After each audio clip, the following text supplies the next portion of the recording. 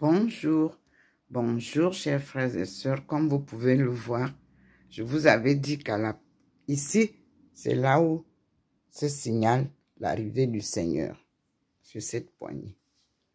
Et le Seigneur est déjà là dedans. Voilà la boule encore, comme hier, qui est présente. Et voici l'arrivée du Seigneur. Comme chaque matin, ces rayons de soleil où il s'est imprégné ne sont pas comme les rayons du soleil naturel. Observez donc sur la table chaque matin pour comprendre qu'il y a deux lumières. Une lumière avec des rayons et une lumière sans rayons. Et il y a des matins où vous ne voyez pas ces rayons-là. Et les rayons, ce sont les rayons de la lumière divine que vous avez sur ma face souvent. C'est ça la représentation de la lumière divine. Comme vous pouvez le voir, le Seigneur traverse la route. Observez au niveau des arbres.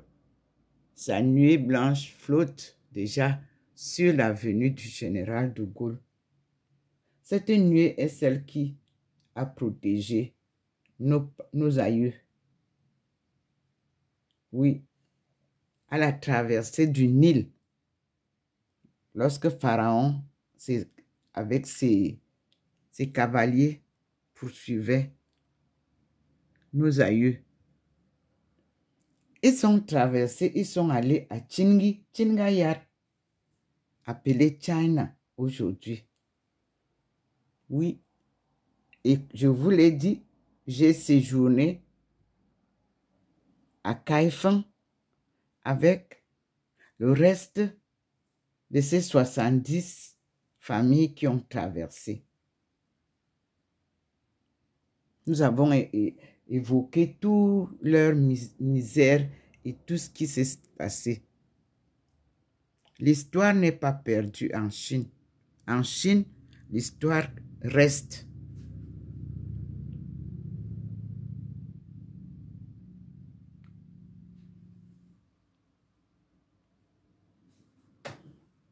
En Afrique, on veut tout détruire, comme cela s'est fait. On rase les villages, on rase l'histoire, et nous n'avons plus de souvenirs. Voici l'arrivée du Seigneur, comme hier. La boule blanche est là, et il y a des bandes en bas.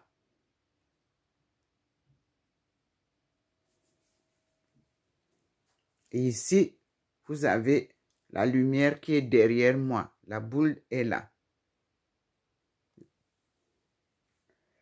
Et nous avons légèrement, pas très clair, le couple de Jésus et Marie de Magdala. Vous ne me voyez pas là, parce que je dois faire la marche avec le Seigneur. Et voilà que nous sommes déjà là-bas, sur la porte de l'entrée de ma chambre. Là, vous ne voyez pas 3 traits, vous voyez un trait, c'est-à-dire nous sommes enveloppés dans la nuée blanche. Les 3 femmes, Jésus, nous sommes enveloppés. Et c'est la nuée divine qui nous enveloppe. Dieu ne communique pas avec les hommes à l'état humain. C'est à l'état spirituel qu'on appelle à l'état divin. Il nous a montré, vous voyez comment la lumière est très fortement sur la croix.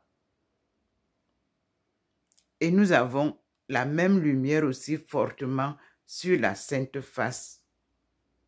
Sa maman est bien illuminée.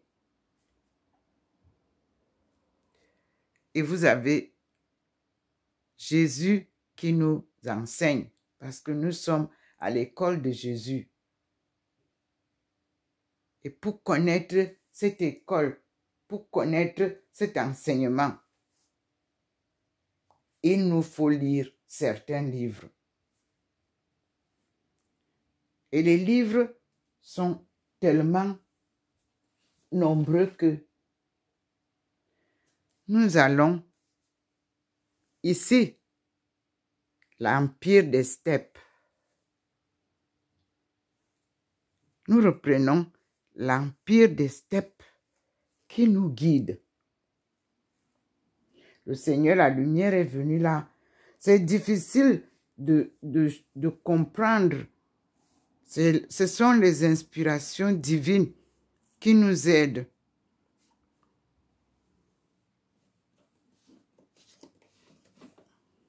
Ici, nous avons ça.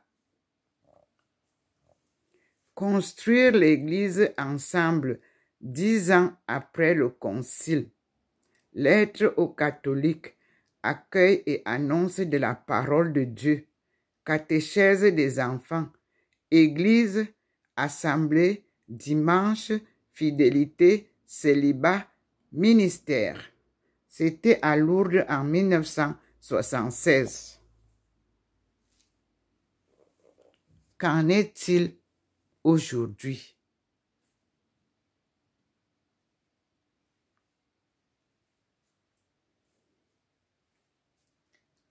Donc, vous voyez que nous sommes un peu, donc on est enveloppé et on marche là-bas sur le mur.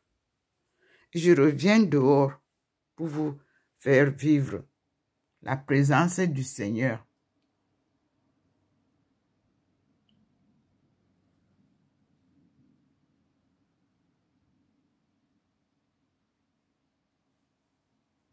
Pour que vous compreniez bien, ce n'est pas une voix humaine qui parle. Voilà la protection qu'il a déjà posée sur le sol. Oui, il protège ses envoyés.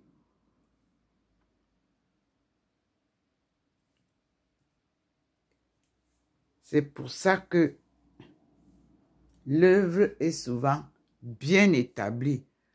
Il a posé la grande lumière qui est devant nous. La colonne de lumière qui est devant nous avant de passer à la boule. Merci Seigneur. Et nous allons ensemble faire notre Père qui est aux cieux. C'est la prière que Jésus a enseignée à ses apôtres pour nous transmettre. Et devant la Trinité Sainte, je nous invite à faire cette prière. Cette prière nous ramène et nous rapproche de Dieu et nous met à son écoute et nous prépare à vivre l'oraison avec lui. Et nous disons au nom du Père et du Fils et du Saint-Esprit, Amen. Ça, c'est le signe de croix. Notre Père qui est aux cieux, que ton nom soit sanctifié, que ton règne vienne, que ta volonté soit faite sur la terre comme au ciel. Donne-nous aujourd'hui notre pain quotidien. Pardonne-nous nos offenses, comme nous pardonnons aussi à ceux qui nous ont offensés. Et ne nous soumets pas à la tentation, mais délivre-nous du mal. Car c'est à toi qu'appartiennent le règne, la puissance et la gloire pour les siècles des siècles. Amen. Ce matin, le Seigneur nous ramène à la lecture de ce que nous appelons le tiers-monde, les stratégies de développement à l'épreuve des faits. Et c'est ce que nous vivons. C'est-à-dire, l'Afrique s'est réveillée. l'Afrique a pris conscience de son retard. L'Afrique a pris conscience des erreurs du passé. Et l'Afrique se secoue pour se développer. Mais alors, elle est face à l'épreuve des faits. Un combat perdu d'avance. Parce que ceux qui exploitent l'Afrique et qui en ont joui pendant des siècles sont face à Dieu, créateur de toutes choses, qui a décidé de venir délivrer son peuple. Personne ne peut combattre avec Dieu. Ce n'est plus le combat des Africains. C'est un combat avec Dieu ou alors face à Dieu. Toutes les armes sont impuissantes devant la force de la lumière divine que vous voyez. Dieu tout-puissant, ce n'était pas des vains mots. Il est tout-puissant. Et il a décidé que la roue tourne. Et il a tourné la roue. Il a décidé de revenir avec son fils, Jésus-Christ, comme vous le voyez. Lui qu'il a envoyé et que vous avez tué parce que vous ne vouliez pas entendre la vérité qu'il vous apportait. Et cette vérité-là ne se trouve pas dans le Nouveau Testament. Cette vérité-là se trouve dans l'Ancien Testament. Parce que Jésus même a retrouvé son histoire dans le livre de Isaïe. Donc, depuis hier soir, nous reprenons la marche de savoir qui était Jésus, pourquoi il a été envoyé et par qui il a été envoyé et quels sont ceux qui l'ont tué et pourquoi. Tout commence dans la lecture de Isaïe. Parce que c'est là où lui aussi est parti retrouver son histoire. Et moi aussi, c'est Isaïe là. C'est là où Jésus, le Christ, a trouvé son histoire, que moi aussi je suis venu trouver mon histoire à moi. Mon histoire n'est pas une histoire humaine. Dans la Bible, elle est une histoire mystique, comme le Christ. Que veut dire mystique? Difficile à décoder. C'est seule l'inspiration de Dieu qui vous guide dans la lecture du livre de notre appel. Isaïe même était lui-même surpris, comme nous autres aussi. Donc, hier, je vous ai publié tout le livre d'Isaïe. Mais pour comprendre chaque appel, Dieu fixe la personne sur un point de lecture. Pour me connaître spirituellement, lisez donc Isaïe à partir de 40. Le chapitre 40 vous guide à cette consolation d'abord que Dieu vient nous donner. Et puis, vous aurez au chapitre 49 ma mission bien établie. Parce que c'est le jour que le Seigneur m'a appelé en Chine. Il a dit, ouvre ta Bible. J'avais ma Bible en français et je l'ai ouverte.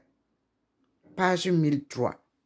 Et j'ai lu Isaïe 49, verset 6. Cette lumière qui m'accompagne aujourd'hui, c'est là où je l'ai trouvée. Et je vous ai publié la Bible en anglais. Parce que la Bible en français, la traduction venant de l'anglais, est un peu biaisée. Mais heureusement, j'ai quand même l'étude biblique en langue anglaise, ce qui me permet de bien comprendre. Je dois parler aux personnes africaines de langue française parce que ils n'ont pas eu la chance de comprendre la parole de Dieu, qui leur a d'ailleurs été défendue à l'Église catholique, parce qu'on ne nous fait lire que les missels, c'est des petits bouts. Non, le Seigneur demande que la Torah soit enseignée dans toutes les églises à son peuple et dans la langue maternelle de chacun d'entre nous. Puis nous avons donc pris le livre d'Isaïe et nous avons compris que les 4 évangiles viennent de ça. Les 4 évangiles dont on nous parle dans tout le tiers-monde viennent de là.